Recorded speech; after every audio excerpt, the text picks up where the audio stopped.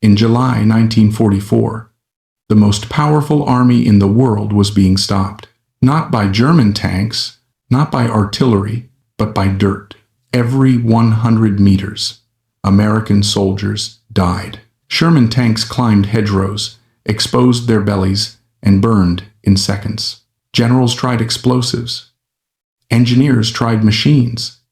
Nothing worked. Then a 9-year-old sergeant with no engineering degree looked at a piece of enemy scrap metal and changed the war in 6 days.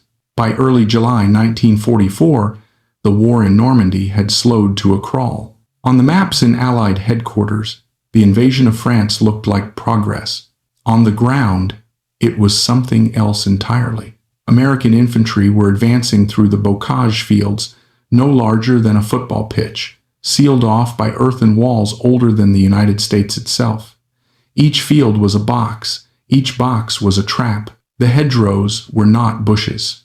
They were compacted earth, reinforced by centuries of roots, thick enough to stop a tank and tall enough to blind it. Sherman crews learned the lesson quickly and painfully. To cross a hedgerow, a tank had to climb. As it did, the nose lifted, the tracks lost traction, and the belly armor barely half an inch thick was exposed. For 3 to 7 seconds, the tank hung in the air, powerless. German Panzerfaust teams waited for that moment. One shot, one flash, another burning Sherman in a Norman field. American tank losses mounted by the day. 14 tanks destroyed daily in some sectors. Infantry casualties reached 2,000 men per mile. Entire companies were being chewed apart without the Germans ever launching a counterattack. They didn't need to. They waited behind the hedgerows with machine guns, anti-tank rockets, and patience. Engineers tried to solve the problem. Explosives could blow gaps in the hedges, but planting charges took time, and the blast announced the attack to every German within earshot. Bulldozer tanks existed, but there were too few of them, and their mechanisms failed under fire. More complex cutting devices were proposed, but they required factories, blueprints, and weeks the army did not have. The front remained frozen. Every field gained cost blood. Every advance required men to walk forward, knowing the tanks behind them could not follow safely. By July, it was clear that the Allied breakout from Normandy was not being stopped by German firepower alone. It was being stopped by terrain the Germans had turned into a weapon. And somewhere behind the lines, far from generals and planning tables, a cavalry sergeant was about to notice something everyone else had walked past. The German defense in Normandy was not built around speed or counterattack. It was built around waiting. For a year before the invasion, German engineers and infantry units had studied the bocage. They understood something the Americans did not at first. The hedgerows were not obstacles to be crossed. They were firing platforms, natural fortifications that required no concrete, no steel, no construction. Each field became a kill zone. German infantry dug in on the reverse side of the hedgerows, invisible from the American approach. Machine gun crews sighted MG-42s down sunken lanes and narrow gaps. Panzerfaust teams hid in shallow pits, measuring distances, memorizing angles. They didn't need to chase tanks. They only needed to wait for them to climb. When a Sherman rose onto a hedgerow, its gun pointed skyward. Its tracks lost grip. Its belly armor, never designed to face enemy fire, was suddenly the most exposed surface on the battlefield. A Panzerfaust round could punch through it with ease. The Germans timed their shots. American crews often never saw what hit them. From June to mid-July, the Allied advance stalled almost completely. Entire armored units were reduced to cautious probes, inching forward behind infantry that took the brunt of the fighting. Casualties piled up, not because the Germans were stronger, but because the Americans were predictable. They had to use roads. They had to cross hedgerows head-on. They had to fight the terrain the same way every time. High command knew the situation was becoming critical. If the Allies could not break out of the bocage, the invasion risked turning into a war of attrition when the Germans were prepared to fight. Supplies backed up on the beaches. Units rotated through the front line faster than replacements could arrive. Every delay gave German reserves more time to regroup. Solutions were proposed on paper: new equipment, Special vehicles, complex cutting blades designed by engineers far from the front, but none of them could be built fast enough or in sufficient numbers to change the situation now. What the army needed was not a perfect solution. It needed something crude, immediate, something that could be built with what already existed. And the answer was sitting forgotten on the invasion beaches, rusting in the sand, dismissed as useless scrap. Curtis Cullen hadn't been ordered to look for it. He simply noticed it. Curtis Cullen was not an engineer. He held no patents, no university degree, no place in the rooms where solutions were supposed to be invented. He was a sergeant in a cavalry reconnaissance unit, one of the men expected to adapt, repair, and improvise with whatever was available. Before the war, Cullen had driven trucks in New Jersey.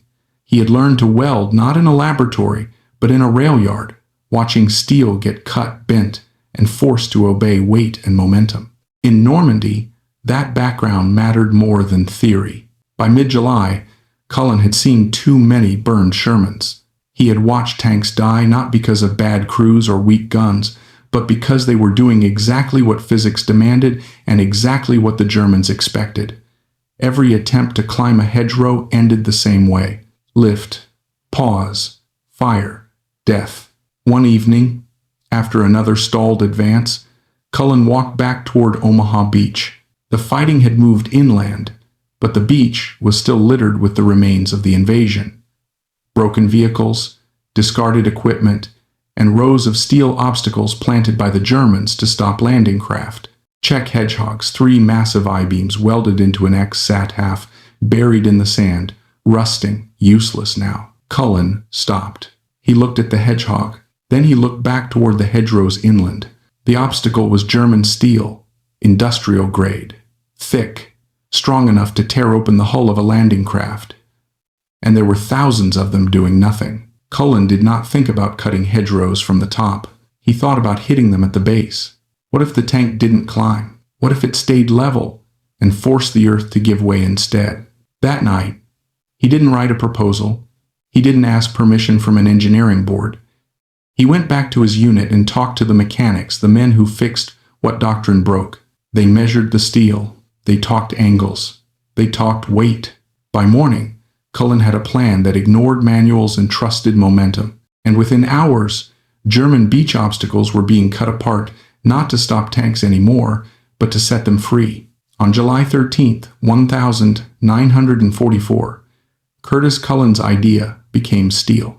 Using acetylene torches, mechanics cut sections from the abandoned Czech Hedgehogs on Omaha Beach. The work was crude. No blueprints, no tolerances, just measurements scratched into dirt and guesses refined by experience. 4 steel prongs were welded directly onto the front of a Sherman tank, angled slightly upward, heavy enough to bite, light enough not to cripple the suspension. The modification added nearly 200 kilograms of raw German steel to the tank's nose. It looked improvised, ugly, unofficial, and that was the problem. No one at higher command had approved it. No manual described it. If it failed, it would destroy a tank and possibly kill its crew. But Captain James Diebold, Cullen's commander, understood the situation. Tanks were already dying by the dozen. Doing nothing was the greater risk. He authorized a test. Late that morning, a Sherman rolled toward a hedgerow nearly 5 feet high, one that had stopped armor repeatedly. The tank accelerated. The crew braced. The prongs struck the base of the earth wall. The tank did not climb. Instead, the hedgerow exploded outward. Dirt, roots, and centuries of compacted soil tearing free in a violent spray. The Sherman punched through in seconds. Its gun level, its belly protected, its momentum uninterrupted.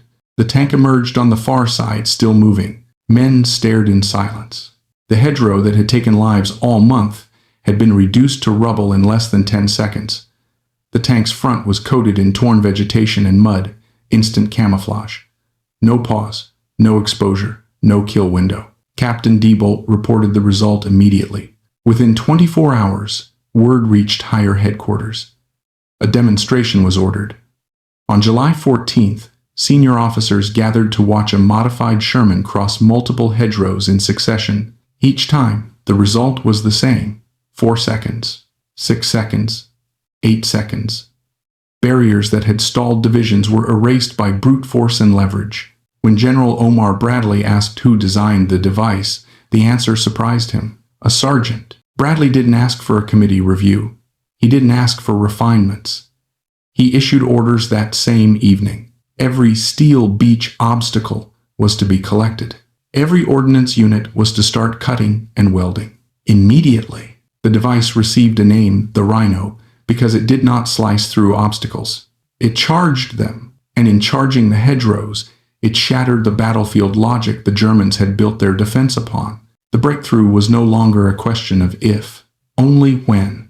On July 25, 1944, the skies over Normandy opened. More than 1,000 Allied bombers carpeted German positions west of St. Lo.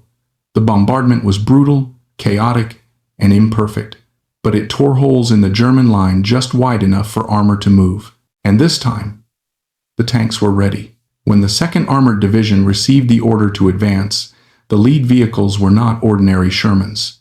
Steel prongs jutted from their noses like crude horns. There were no manuals for how to use them. Crews had learned by watching dirt explode during testing. They didn't take the roads. They drove straight into the fields. German doctrine collapsed in minutes. Panzerfaust teams waded along expected crossing points, roads, gates, narrow gaps, places where tanks had always been forced to appear. But the Rhino tanks didn't climb. They didn't pause. They burst through hedgerows from directions the Germans had never planned for. Anti-tank guns found themselves facing the wrong way. Machine gun nests were bypassed, then attacked from behind. Strong points designed to kill armor suddenly had no targets at all. American tanks were everywhere. By nightfall, armored columns had pushed kilometers beyond the start line. German units reported tanks appearing from impossible terrain. Attempts to form new defensive lines failed because the lines were no longer relevant. The battlefield itself had changed. Over the next 6 days, the breakout became a flood. American armor surged south and west, overrunning supply depots, cutting retreat routes, collapsing entire formations. German units abandoned vehicles and fled on foot. Fighter bombers hunted columns in daylight. What had been a static, lethal stalemate turned into a rout. The numbers told the story. In 6 days, the 2nd Armored Division alone inflicted an estimated 10,000 German casualties. Dozens of tanks and hundreds of vehicles were destroyed or captured. Before the Rhino, advancing through the bocage had cost thousands of American lives per mile. During the breakout, casualties dropped to a fraction of what planners had feared. 96,000 American soldiers, men who would have been killed or wounded if the hedgerow deadlock had continued, were spared. The Germans reacted too late. Reports reached headquarters warning that American tanks were moving through terrain considered impassable. Requests for doctrinal reassessment went unanswered. The German 7th Army was already in retreat. Normandy was lost. Curtis Cullen did not ride at the head of the columns he had unleashed. He received no command, no promotion, no public fame. Months later, he would lose a leg to a mine and quietly leave the war behind. But for 6 days in July 1944, a piece of welded scrap metal born from observation, not orders, ended one of the deadliest stalemates of the war. Not with a new weapon, but with a simple refusal to climb. Curtis Cullen never became a household name. There are no statues of him in Normandy, no chapters in most history books. His invention was never formally adopted into doctrine, never standardized, never patented. Once the bocage was behind them, the rhino cutters were removed and melted back into anonymity. And yet, the war did not forget what they had done. For 6 days in July 1944, welded scrap metal accomplished what months of planning could not. It turned terrain from a weapon into a weakness. It saved tens of thousands of lives, not through brilliance in a briefing room, but through understanding dirt, steel, and momentum. Cullen didn't solve the problem because he was smarter than everyone else. He solved it because he was close enough to the problem to see it clearly. World War II was not won only by generals, factories, or grand strategies. It was also won by men who noticed what others ignored. Men who understood that survival sometimes depends not on new ideas, but on seeing old things differently. Somewhere in Normandy, hedgerows still bear scars from tanks that did not climb. And somewhere in a quiet museum, a Sherman with crude steel prongs sits unnoticed by most visitors, just another piece of rusted metal. But for 96,000 men who never became casualties, that metal was the difference between memory and silence. And that is why this story matters. When people talk about victory in Normandy, they usually talk about air power, numbers, and industrial might. They talk about bombers filling the sky, factories running day and night, and armies measured in divisions and corps. All of that mattered, but none of it explains why, for weeks, the most powerful army on Earth could barely move a few hundred meters inland. Because Normandy did not defeat the Americans with superior firepower. It defeated them with physics. The bocage was not clever. It was not modern. It was simply old. Older than tanks.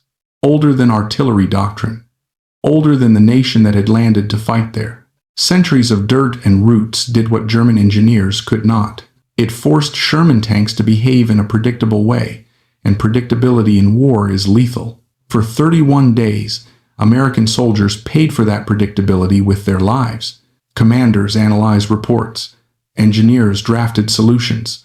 Specialists proposed machines that would take weeks to design and longer to build. Every answer came from above. Every failure happened below. Curtis Cullen lived below. He did not approach the problem as an abstract puzzle. He approached it as a mechanic, a truck driver, a man who understood what steel did when weight and speed were applied to it. He did not ask how to defeat the hedgerow. He asked how to stop the tank from obeying it. That distinction changed everything. The Rhino cutter was not elegant. It did not rely on precision or advanced engineering. It relied on mass, leverage, and violence. It forced the tank to stay level, denied the enemy their kill window, and turned a defensive system built over centuries into loose soil in seconds. And because it was simple, it spread faster than any official solution ever could. No factories were required. No blueprints were issued.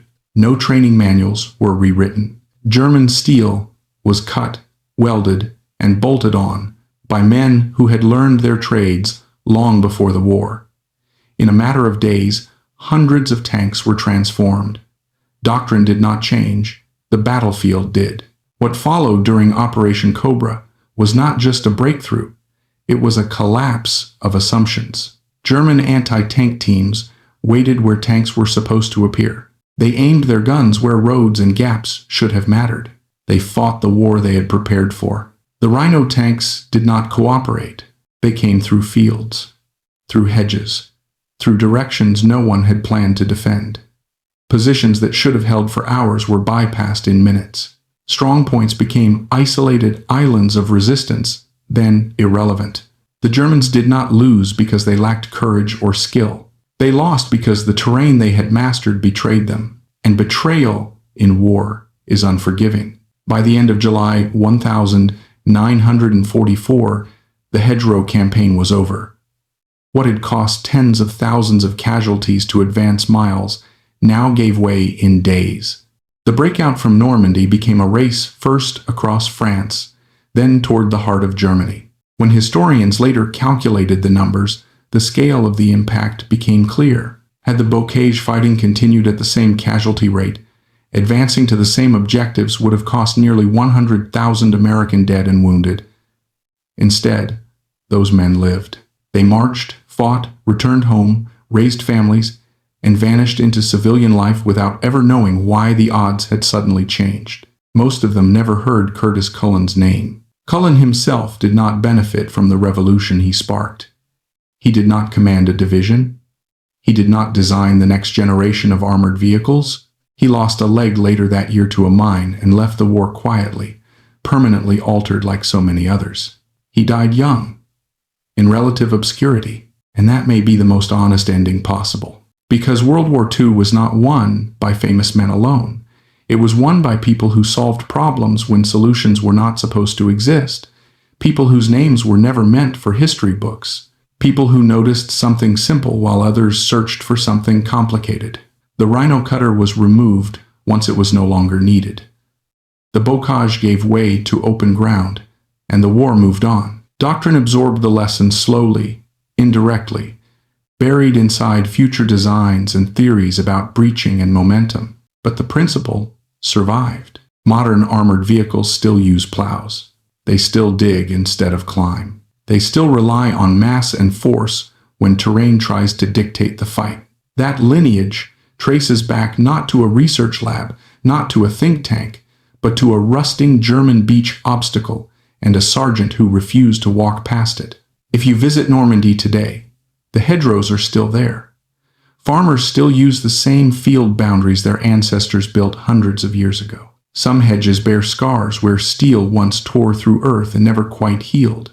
Most people pass them without noticing, and that, perhaps, is fitting, because the most important moments in war are rarely dramatic. They are quiet, observational. They happen when someone looks at a problem everyone accepts and refuses to accept it. Curtis Cullen didn't win the war, but for 6 days in July 1944, he changed its direction. And sometimes that is enough. History often teaches the wrong lesson. When people study World War II, they are drawn to scale. Armies counted in millions, factories measured in output, strategies mapped across continents. It creates the comforting illusion that victory is decided only by those at the top, by grand plans, superior resources, and overwhelming force. The story of Curtis Cullen quietly destroys that illusion, because the problem in Normandy was not a lack of power. It was a failure of perspective. The United States Army in 1944 possessed more tanks, more aircraft, more fuel, and more men than its enemy in Western Europe. Yet for weeks, it could barely move. Progress was measured in meters. Casualties were measured in thousands. The strongest force in the world was being bled dry by dirt and roots. The first lesson is uncomfortable. Power is meaningless if it is applied in the wrong way. Sherman tanks were not weak.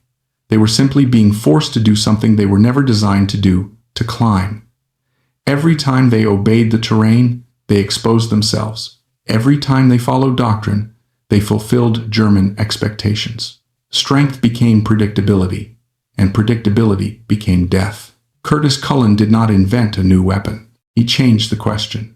Instead of asking, "How do we cross the hedgerow?" he asked, "Why are we climbing it at all?" That shift from accepting a problem to challenging its assumptions is the core lesson of this story.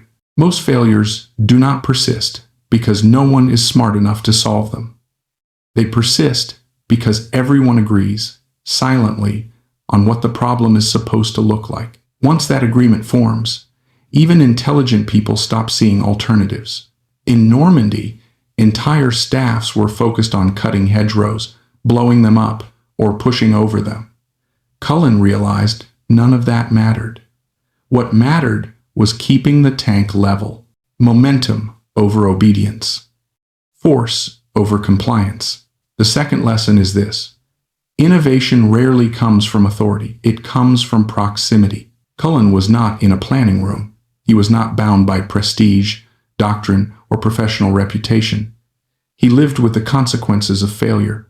He saw burned tanks up close. He spoke to crews who died following orders correctly. That closeness stripped away abstraction. People far from the problem tend to overcomplicate it. People inside the problem tend to simplify it. That is why the solution came from a mechanic, not a committee. The rhino cutter spread rapidly, not because it was perfect, but because it was buildable. It did not require new factories or long supply chains. It used enemy steel already lying unused on the beach. It respected the reality of war. Time matters more than elegance. This leads to the third lesson. The best solution is often the one that can exist now, not the one that would be ideal later. In war and in life, waiting for perfection is often a form of surrender. The hedgerows were killing men every day. Cullen's solution could be welded in hours, That mattered more than refinement. When Operation Cobra began, German defenses did not fail because they were weak. They failed because they were wrong. They were designed for a version of reality that no longer existed. Tanks no longer climbed. They appeared where they were not supposed to be. The battlefield logic collapsed. Which brings us to the fourth lesson. Systems fail catastrophically when their assumptions are violated. German doctrine in the bocage was sound until it wasn't. It relied on a narrow window of exposure. Remove that window, and the entire structure falls apart. This is true far beyond warfare. Any system built on fixed expectations is fragile. It appears strong until someone steps outside the script. Cullen did not defeat German soldiers. He defeated German assumptions. Perhaps the most sobering lesson comes at the end. Curtis Cullen did not become famous. He did not live long. His invention was removed, forgotten, and reduced to a museum footnote. 96,000 American soldiers lived because of his idea, and most never knew his name. History does not reward impact fairly. This is the fifth lesson. Importance and recognition are not linked.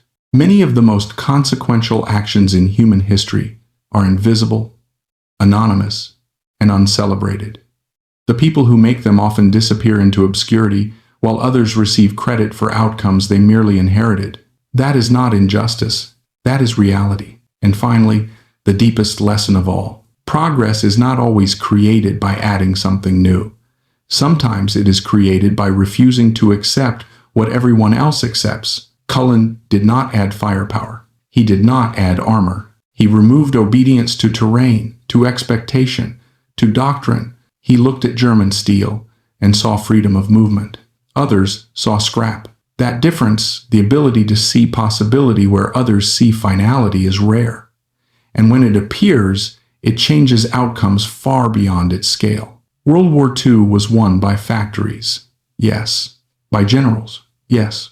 By sacrifice, unquestionably. But it was also won by moments like this, small, unplanned, human moments, where someone close to the problem chose to think differently. The hedgerows still stand in Normandy, but the war did not end because someone learned how to climb them better. It ended because someone finally decided not to climb at all. There is another lesson in Curtis Cullen's story that is harder to accept because it forces us to confront how close catastrophe often is. The Allies did not almost lose Normandy because they lacked courage. They almost lost it because they were slow to question success. Before June 1944, the Sherman tank had performed well enough.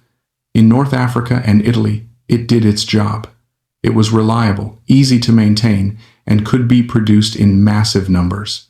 Those facts became a kind of intellectual armor. When the Shermans began dying in Normandy, the instinct was not to doubt the system but to blame the circumstances. Bad terrain, bad weather, bad luck. This is the sixth lesson. Past success is often the greatest obstacle to adaptation. When something has worked before, people defend it emotionally. They search for explanations that preserve the system instead of challenging it.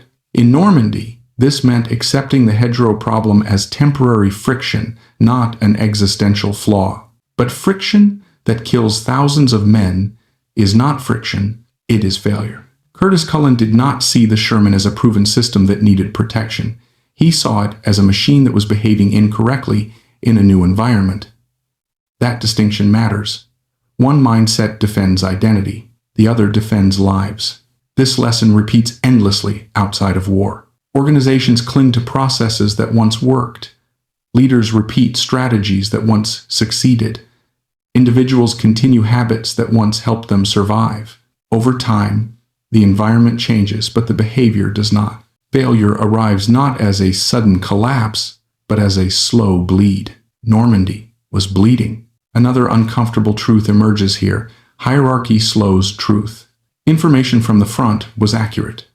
Reports described exactly what was happening to Sherman tanks. Casualty numbers were clear. But information is not the same as understanding. As data moved upward, it became abstract. Men became statistics. Fields became grid squares. By the time the problem reached the highest levels, it was no longer visceral. Cullen's insight did not travel upward first. It traveled sideways, from mechanic to mechanic, from unit to unit, from demonstration to demonstration. That is how real innovation often spreads, not through approval, but through undeniable results. This is the seventh lesson.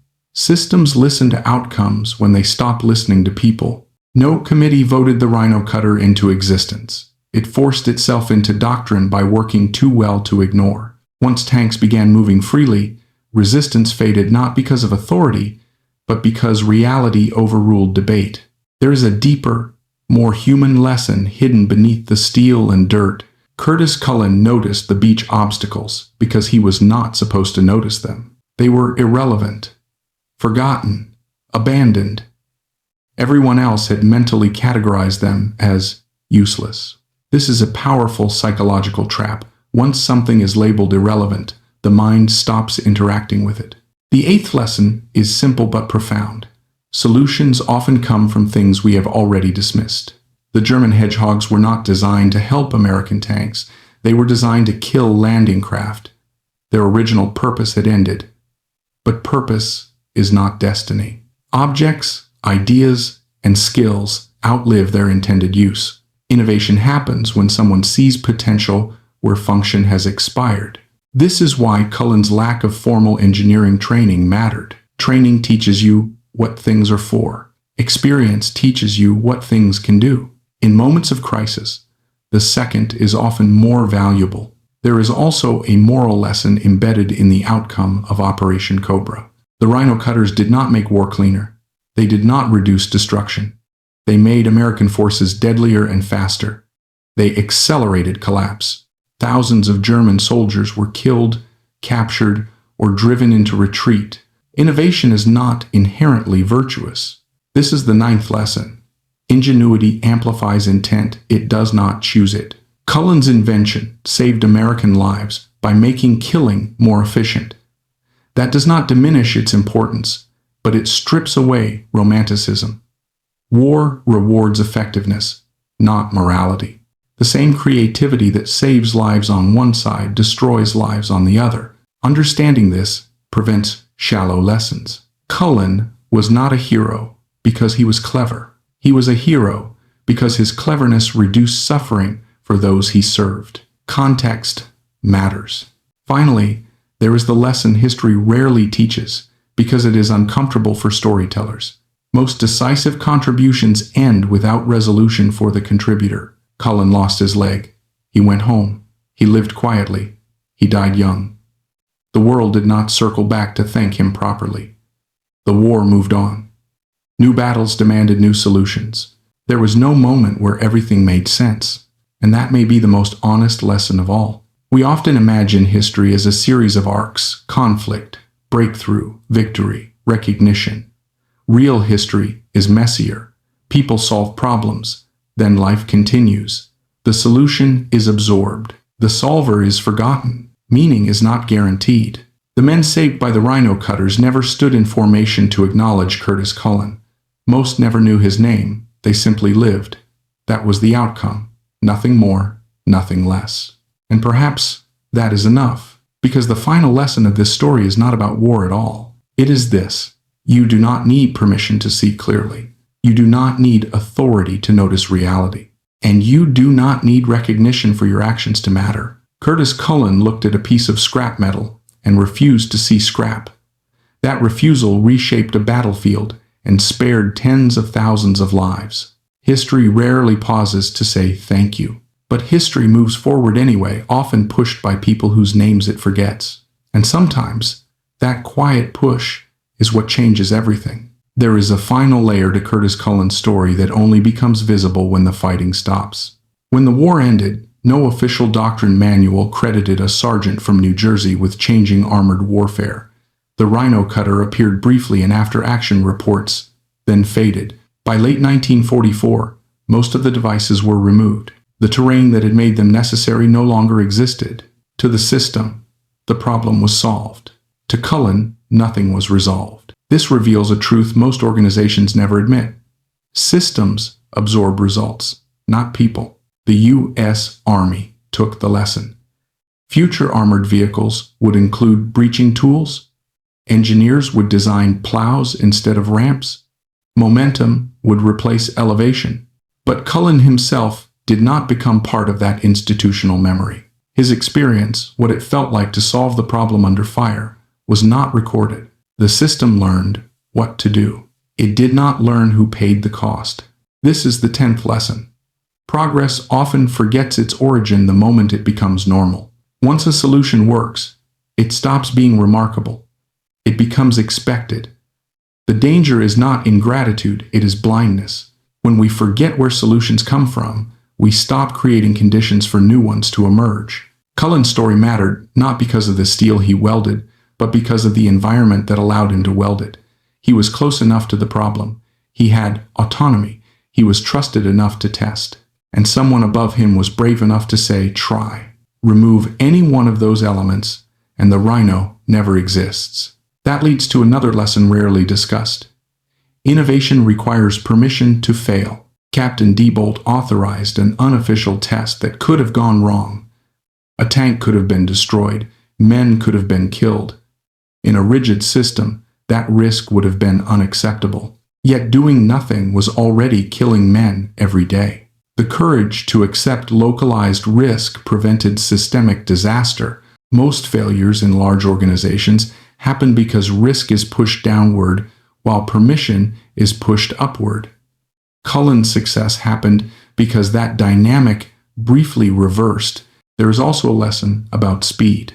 From first idea to battlefield dominance, the Rhino Cutter took days, not months, not years. That speed was not accidental. It came from using what already existed: enemy steel, field welders, verbal instructions, imperfect replication. Which brings us to another uncomfortable truth. Precision is often the enemy of urgency. The Rhino was not standardized. Different units built different versions. Some had 4 prongs, some had 6. Welds varied, angles were guessed. None of that mattered. The principle mattered.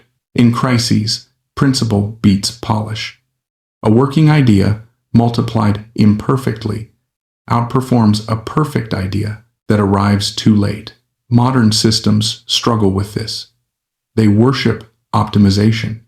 They delay action for alignment, approval, and standardization. Cullen's story reminds us that speed itself is a form of protection. Men died every hour the bocage remained unsolved. Speed saved lives.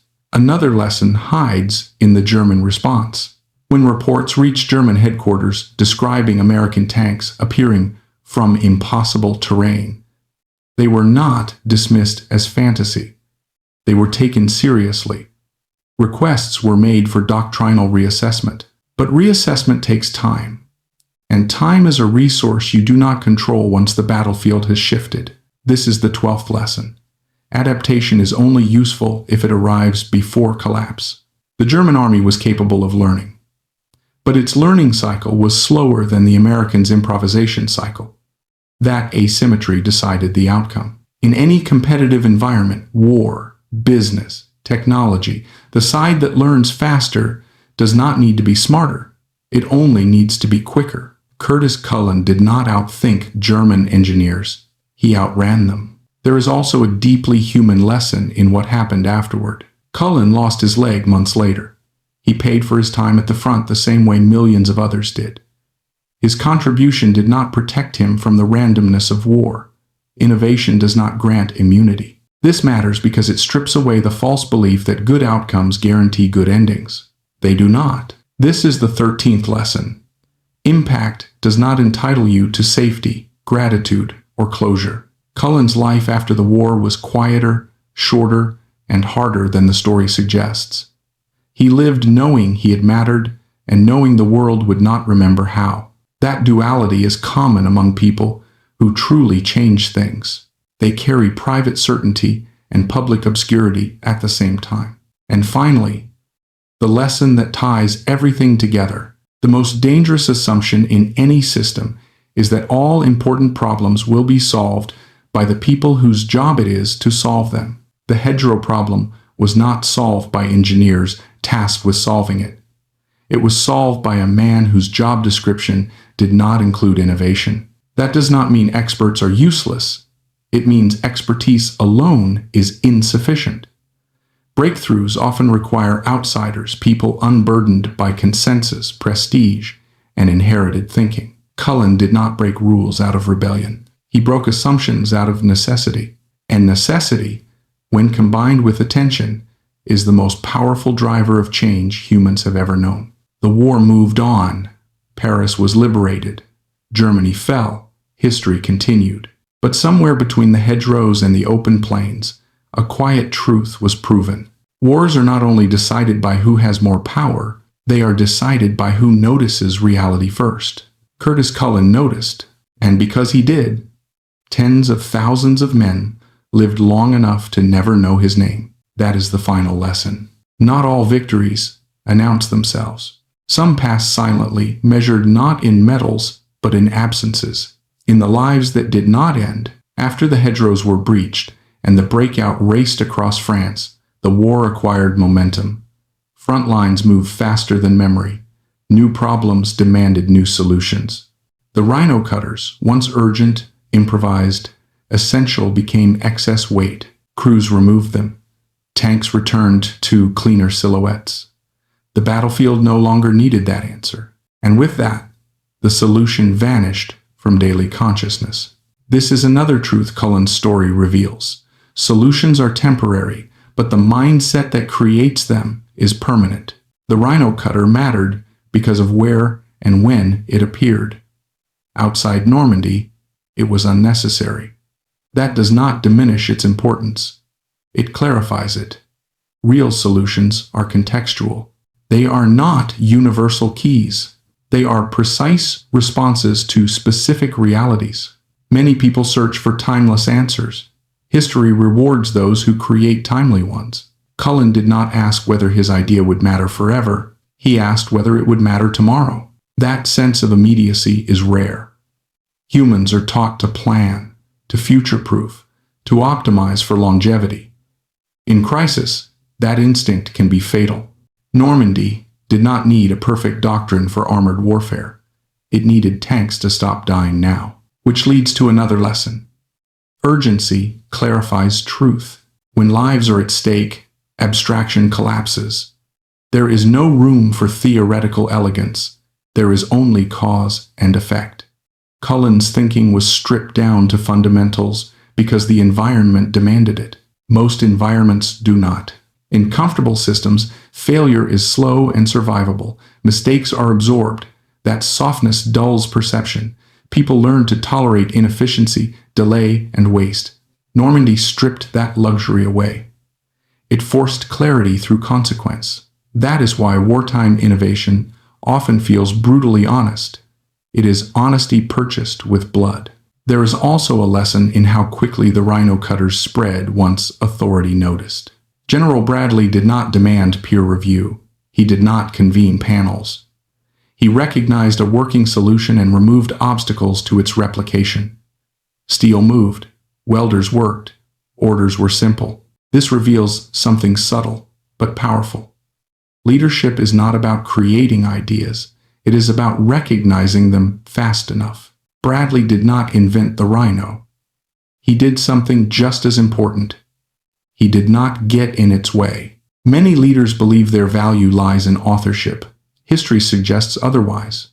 The most effective leaders create environments where good ideas survive contact with bureaucracy. Cullen needed one thing from above: permission to proceed. He got it just barely, just in time. That narrow margin matters. Had Captain Diebold been cautious, had Bradley delayed, had someone demanded formal approval, the rhino cutter would have arrived too late to matter. Thousands more would have died while waiting for perfection. This introduces another uncomfortable lesson. Delay is a decision. Not acting is not neutral. In Normandy, delay favored the Germans. In any system, inertia benefits the status quo, especially when the status quo is lethal. Cullen acted because delay was already killing men. Another lesson lies in what the Rhino cutter did not do. It did not make American soldiers invulnerable. Tanks were still destroyed, men still died. Innovation reduced risk, it did not eliminate it. This matters because we often expect breakthroughs to deliver certainty. They never do. This is another truth. Innovation shifts probabilities, not outcomes. The Rhino cutter narrowed the kill window. It did not close it. It gave crews a fighting chance. In war, that is often the maximum achievable victory. Understanding this prevents disappointment. Progress is incremental, not absolute. Expecting total safety from any solution is a category error.